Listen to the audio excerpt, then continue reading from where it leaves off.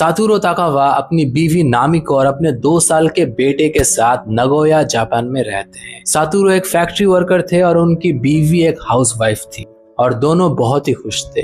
नामिको सपने देखती थी कि और 1 साल बाद हम बेटे को एक अच्छे से स्कूल में भर्ती कर देंगे और इस अपार्टमेंट से निकल के हम एक बड़े अपार्टमेंट में जाएंगे। दोनों के बीच बहुत प्यार था और ये दोनों अपनी जिंदगी कितनी अच्छे से बिता सकते थे, बट ऊपर वाले को कुछ और ही मंजूर था।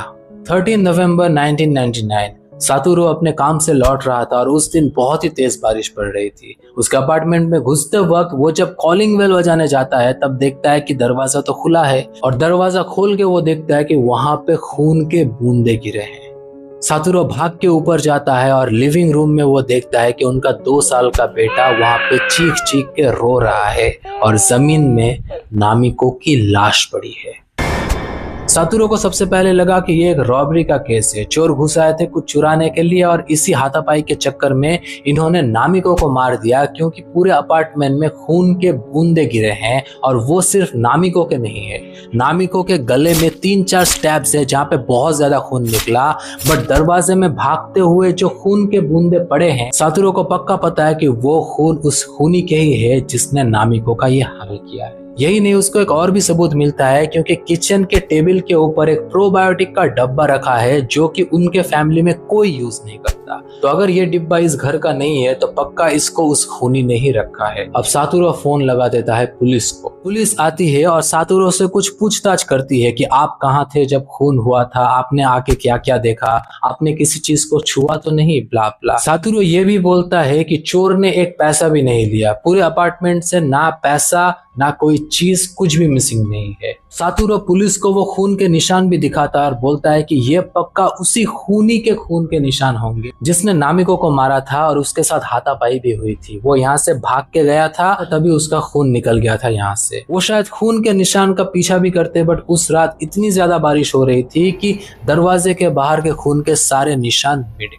1 हफ्ते बाद सातोरू पुलिस स्टेशन में जाता है और जाके बोलता है कि क्या आप लोगों को कुछ पता चला। पुलिस ऑफिसर्स बोलते हैं कि देखिए, हमें इस केस में कोई भी लीड नहीं मिल रहा है, क्योंकि ना आप दोनों का कोई दुश्मन है, ना यहाँ पे कोई फोर्स्ड एंट्री है, मतलब कोई जबरदस्ती गेट तोड़ के घुस गया है, ये भी नहीं है। आपके वाइफ के शरीर में कोई बैड टच के निशान भी नहीं है और मोस्ट इम्पोर्टेंटली घर से कुछ चोरी भी नहीं हुआ। तो इससे ज्यादा हम कुछ नहीं कर सकते। अब साल है 1999। पुलिस के पास वो टेक्नोलॉजी ही नहीं है जिससे कि छोटे से खून के धब्बे में से डीएनए सैंपल निकाल के हम किसी भी इंसान को आइडेंटिफाई कर सकते हैं। और ये बात सातोरू को भी पता था, इसलिए सातोरू एक ऐसा काम करता है जिसको आप पागलपन भी बोल सकते हैं या फिर उसके वाइफ के प्रति उसका प्यार भी बोल सकते हैं। सातोरू ने उस पूरे अपार्टमेंट को एकदम अनटच्ड रखा। एक ग्लास भी उसने इस जगह से उस जगह पे नहीं हटाया।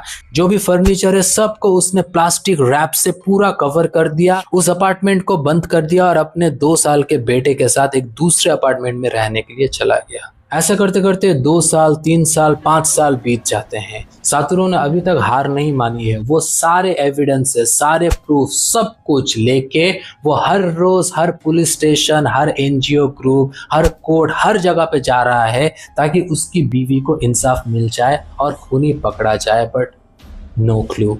फाइनली इट इज 2010 और अब इस केस को क्लोज करने का वक्त आ गया है। जापान में एक रूल था, स्टैट्यूट ऑफ लिमिटेशन, यानी कि 10 साल तक अगर किसी केस का कोई भी सुराहा ना हो तो उसको बंद कर दिया जाए, क्योंकि उस केस के पीछे सरकार का जो भी पैसा जा रहा है, टाइम जा रहा है, वो खर्च करने से वो बच जाए। बट जापानीज गवर्नमेंट सातोरू ताकावा को नहीं पहचानते थे। उसने एक एनजीओ सोराना कोई को ज्वाइन किया और अपने एनजीओ की मदद से उसने गवर्नमेंट के ऊपर इतना प्रेशर डाला इस लॉ को हटाने से लिए कि सरकार ने स्टैट्यूट ऑफ लिमिटेशन को हमेशा के लिए खत्म कर दिया। यानी अब कोई भी केस कितने भी टाइम तक चल सकता है।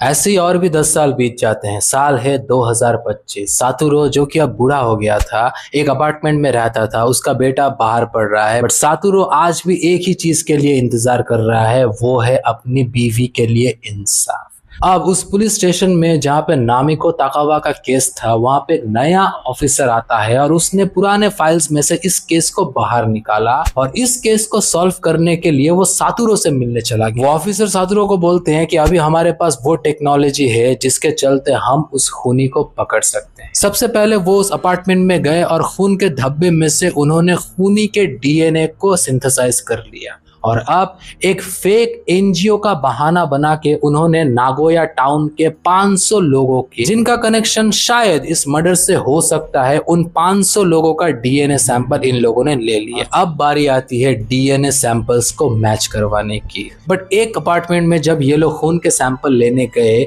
तो वो लेडी खून के सैंपल देने से मना करती। उसका नाम था कुमिको यूसुफुकु। और जब ऑफिसर्स बोलते हैं कि मैम ये बस आपके भले के लिए एक एनजीओ की तरफ से हमें काम कर रहे हैं, बस आपके खून का एक छोटा सा हिस्सा हमको चाहिए और बस काम हो जाएगा, बट फिर भी यूमी को खून देने से मना कर देती है और अपार्टमेंट लॉक कर देती है। पुलिस को शक हुआ कि हो ना हो इस औरत के साथ उस खून का कोई ना कोई रिलेशन तो है, तो पुलिस ने यह डिसाइड कर ही लिया था कि हम उस लेडी से पूछताछ करने के लिए जाएंगे। बट इसकी जरूरत नहीं पड़ी क्योंकि अक्टूबर 2, 2025 पुलिस स्टेशन में खुद आ जाती है कुमिको और आके अपना गुनाह कबूल कर लेती है कि उसी ने मारा था नामिको ताकावा को। पुलिस ने जब कुमिको के ब्लड सैंपल के साथ खूनी के ब्लड सैंपल को मैच करवाया तो उनका डीएनए 100% मैच हो गया। अब कुमिको के कन्फेशन और सातुरो के साथ बात करके पुलिस के सामने एक ऐसी स्टोरी आई जिसने जापान की हिस्ट्री को हमेशा हमेशा के लिए बदल के रख दिया।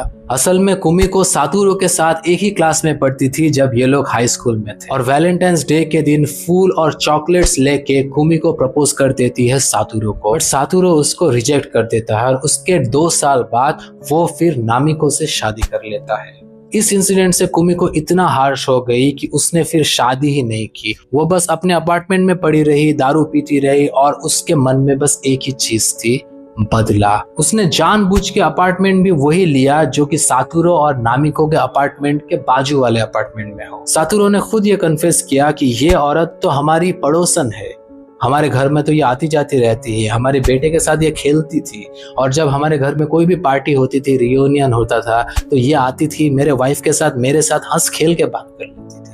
बट ऊपर ऊपर जितना भी हंस खेल के इंसान बात करे उसके अंदर छुपा होता है शैतान। 13 नवंबर के रात को जब सातुरो फैक्ट्री से लौट रहा था और नामिको बार बार घड़ी देख रही थी कि कब आएगा उसका पति, तब दरवाजे की दूसरी तरफ कुमिको एक मर्डर प्लान कर रही है। वो चुपके से आती है अपार्टमेंट में, थोड़ा बहुत बात करती है नामिको के साथ और फिर एक छुरी निकाल के 3-4 बार स्टैब करके वहीं पे वो नामिको को मार डालती है। I mean, इसको आप प्यार भी कह सकते हैं या फिर पागलपन।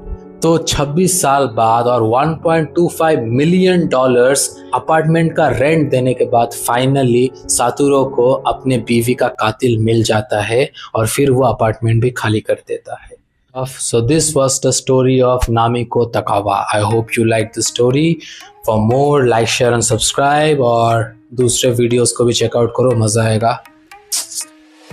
बाद में मिलता हूँ, ठीक है।